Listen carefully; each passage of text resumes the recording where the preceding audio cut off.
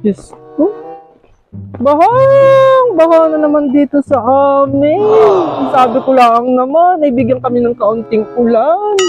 Ay, ba't bagyo ang ibinigay? Tess! Wala pa kami ng bigas. Oh, papunta nga muna sa Ate Bilen. Pati papalit ko ng bigas itong aking 3 patatas at 1 sibuyas. Ako'y nahihirapan ng gantong panahon.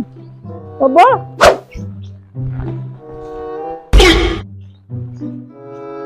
Papansinin kaya ako ng Ate Bilen. Ate Bilen! Ate Bilen!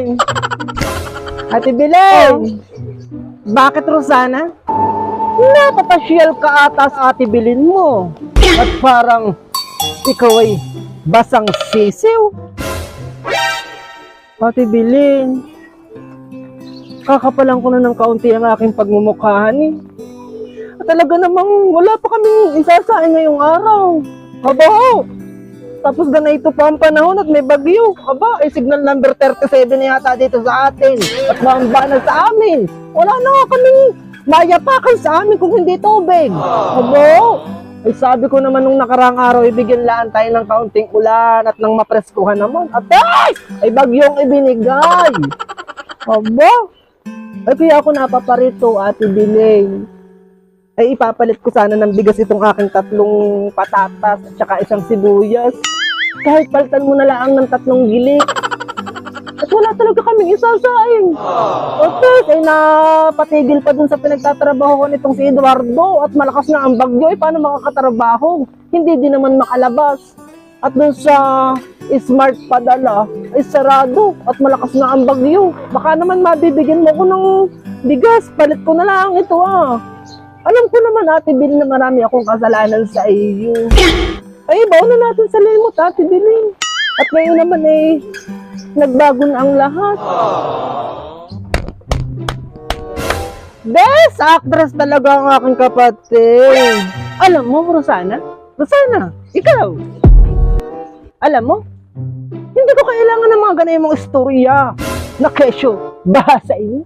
Hindi ko naman siguro kasalanan.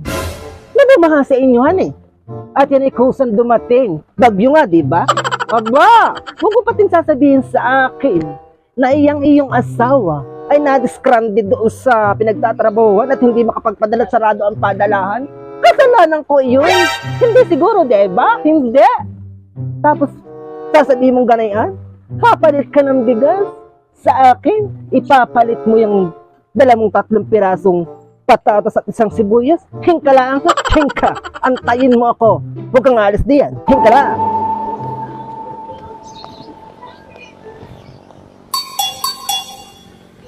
Hindi ako nagdadamot sa iyo, Rosana. Ipapakita ko lang ang totoo. Oh, kita mo? Ang bigas namin. Dadalawang gilit na. Tapos 3 gilit ang ipapalit mo. Wala akong ipapahiram kayong bigas. Wala akong ipahiram. At alam mo pati ang sinasabi mo? Na ako ay ako na may kasalanan, ako na namang ahon-ahon sa buhay. Aba! Kung anong meron ako, ay hindi pinaghirapan ko, hindi mo ibinigay. Kaya huwag mo akong dadaanin sa pangongonsensya mo. Sige. Huwag na. Sobra-sobra ka naman magtanim ng galit sa akin. Ano ba ang nagawa ko sa iyo? Di ba lahat ng mana ng magulang natin sa iyo na napunta? Kaya nga ikaw itong sagana ngayon. Aba!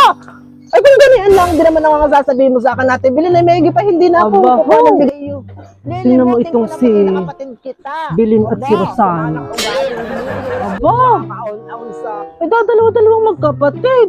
Ay bangayan pa ng bangayan. At alam na may bagyo naman itong si Bilen.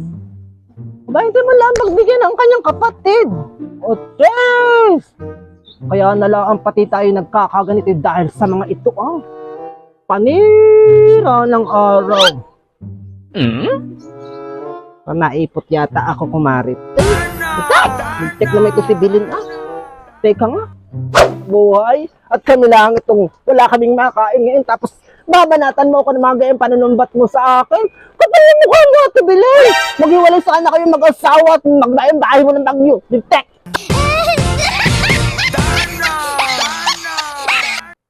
Ho! Hoy, kumaring Bileng.